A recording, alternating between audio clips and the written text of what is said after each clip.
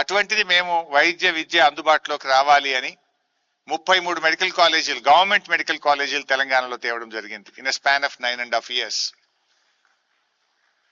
మేము in the year 2014 మా government form అయినప్పుడు మన రాష్ట్రంలో తెలంగాణలో 2850 ఎంబీబీఎస్ సీట్స్ ఉండే.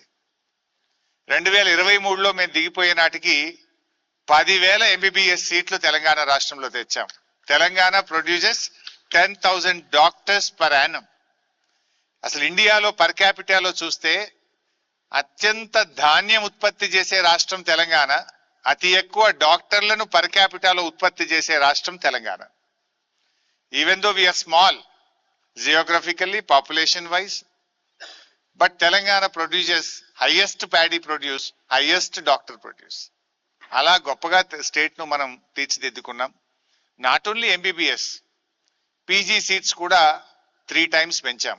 సూపర్ స్పెషాలిటీ సీట్స్ డబుల్ చేశాం. మరి డాక్టర్లే కాదు కదా, ఇక్కడ కావాలని 33 మెడికల్ కాలేజ్కు అటాచ్డ్ నర్సింగ్ కాలేజెస్ తెచ్చాం, పారామెడికల్ కాలేజెస్ తెచ్చాం, పారామెడికల్లో కూడా స్పెషలైజేషన్ తెచ్చాం. ఇట్లా అనేక రకాలుగా హెల్త్ హబ్గా ఈ రాష్ట్రాన్ని తీర్చిదిద్దాలి.